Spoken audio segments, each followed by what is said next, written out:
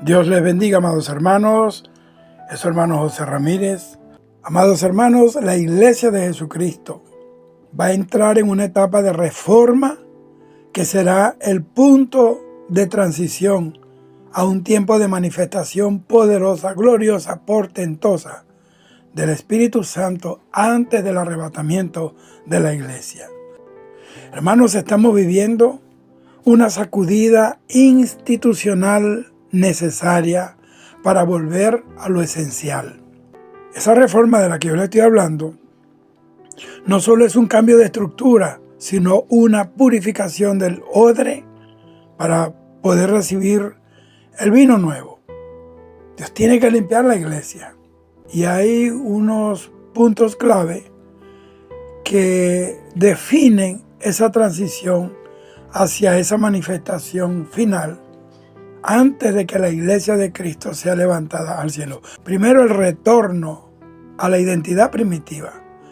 Antes de cualquier gran movimiento, hay un llamado a volver a las sendas antiguas. Y eso implica, primero, priorizar la presencia de Dios sobre el espectáculo o la logística. Segundo, sustituir el personalismo por un enfoque cristocéntrico. Hoy se mira más a la persona que a Cristo. Hoy en los eventos se hacen esas vallas con el nombre y la fotografía de la persona y Jesucristo por allá pequeñito. Eso se tiene que acabar. Y lo tercero es que tiene que haber una dependencia total, voluntaria, de la guía del Espíritu Santo, similar a la que habla el libro de los Hechos. El Espíritu Santo decidía, escogía, como cuando escogió a Saulo y a Bernabé. Decía a dónde había de ir, le mostraba sueños, como a Pablo, ve a Macedonia. También le prohibía, no entres aquí, no prediques allí. Entonces eso es ser guiados por el Espíritu Santo.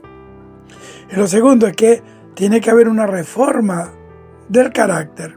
Este tiempo es una etapa donde el Espíritu Santo está trabajando intensamente en la integridad de la iglesia, porque no puede haber una manifestación del poder de Dios, del poder del Espíritu Santo, sin un fundamento de santidad, porque el fuego del Señor requiere un altar limpio, un altar pulcro. Bendito sea el Señor. Lo tercero es que esto nos prepara para la cosecha final y el poder.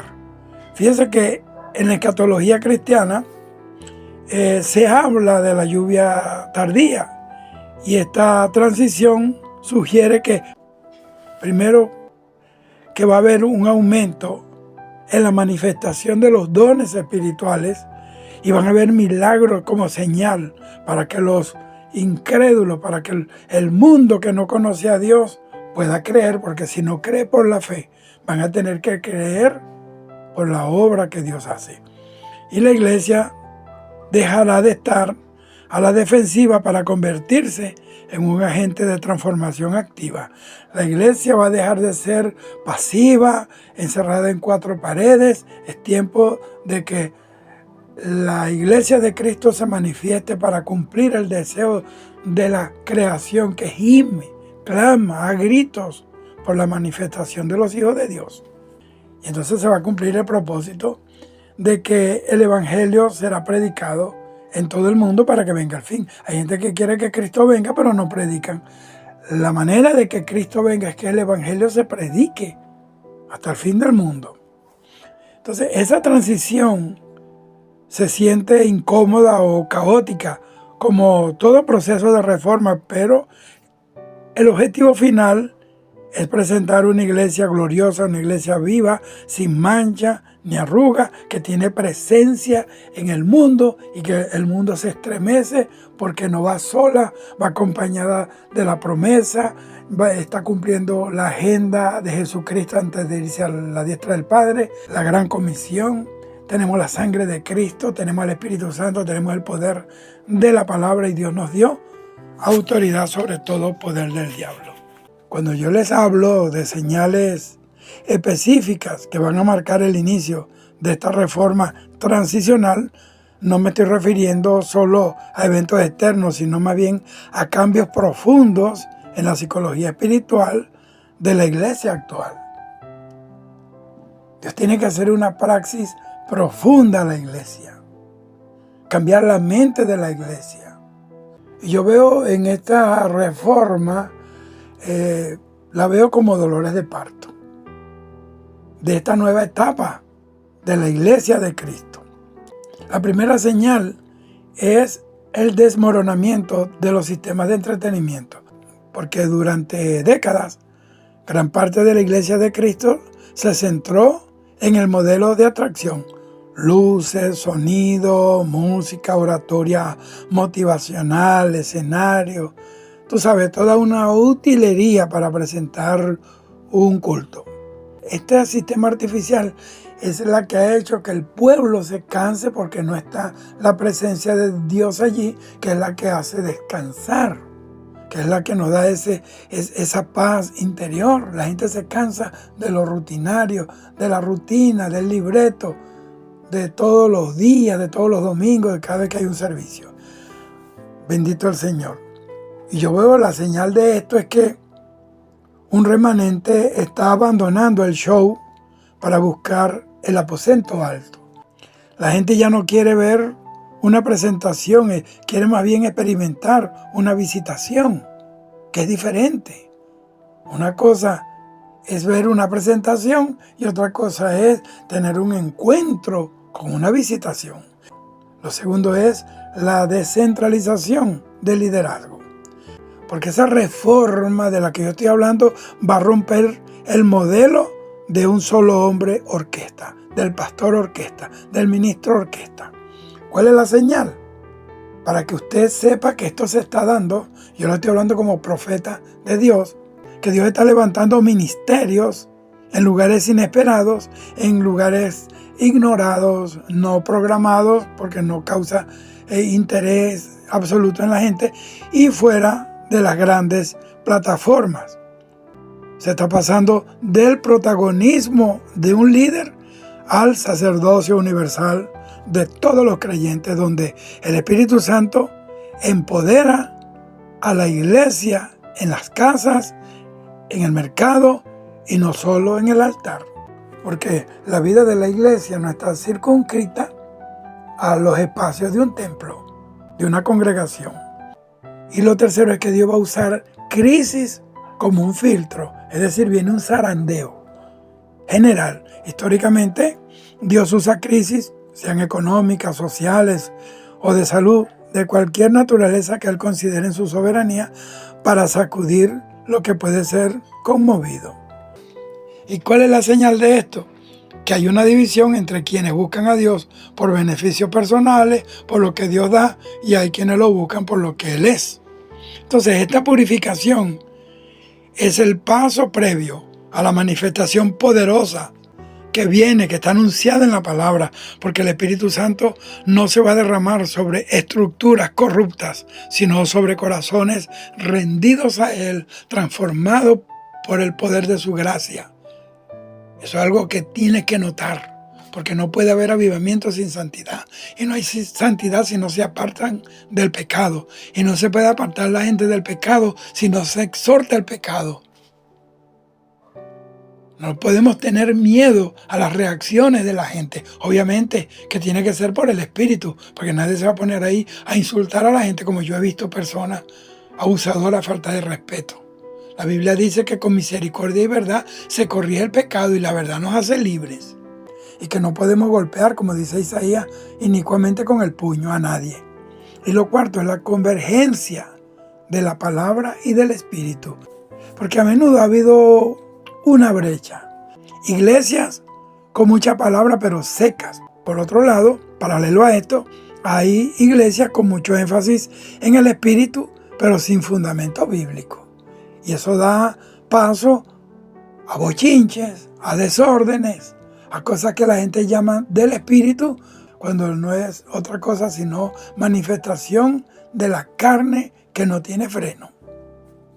Entonces, una generación que estudia profundamente la palabra de Dios, pero que no se conforma con la teoría. ¿Cuál es la señal de esta reforma? Es que Dios está levantando una generación de creyentes que estudia profundamente la palabra de Dios, pero que no se conforma con la teoría. Exigen, hermano querido, como dice la Biblia, como dijo Pablo, la manifestación del Espíritu y de poder. Y la gloria de Dios va a crecer, comenzando por los altares, las vidas de los cristianos. Esta reforma no es solo para mejorar la iglesia, para hacerle un retoque ahí como el cirujano plástico. Es para prepararla para el rapto de la iglesia, mi hermano. Sin santidad y sin paz nadie lo verá. Como dice la canción, no te vistas que no vas. Entonces, según esta visión, la iglesia no se va derrotada para el cielo, sino que en su punto más alto de avivamiento y de fuego y de autoridad espiritual, va a ser manifestado. ¿Para qué? Para cerrar la gran comisión, el último esfuerzo evangelístico global. Lo segundo, ser luz en la oscuridad, porque mientras el mundo entra en su mayor punto de confusión y de tinieblas y oscuridad, la iglesia brilla con mayor claridad. Y ese movimiento de reforma y de avivamiento se vuelve cada vez más evidente, más tangible. Entonces, cuando uno empieza a notar estas señales en lo cotidiano, en el cambio de hambre espiritual de la gente, o en cómo las estructuras viejas dejan de funcionar, es porque la reforma ya no es una teoría, sino más bien una realidad que está en marcha. Eso comenzó. Dios está tratando con ministros en la intimidad y con el pueblo en general.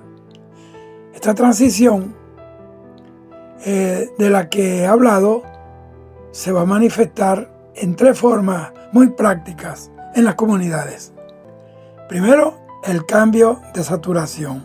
Antes se buscaba llenar el templo de gente. Ahora se busca que la gente se llene de la gloria de Dios. Entonces hay un cambio de métrica del éxito numérico al peso espiritual. Lo segundo es el despertar de los dormidos. Muchos creyentes que estuvieron años sentados en una banca y sepultados como en una lápida, ahora sienten una urgencia inexplicable de orar, de estudiar la palabra, de compartir la palabra, de predicarle a todo el mundo, de ayunar. Hay gente que nunca han ayunado en su vida, no han tenido esta experiencia. Es como si el Espíritu Santo estuviera activando células dormidas. ¿Para qué? Para que la gran manifestación final sea una realidad, y tiene que serla, porque la prometió Dios, y Dios no miente. Y lo tercero, la unidad en el Espíritu. Por encima de las denominaciones está surgiendo una conexión entre aquellos hermanos que tienen el mismo lenguaje del Espíritu, que tienen el mismo sentir.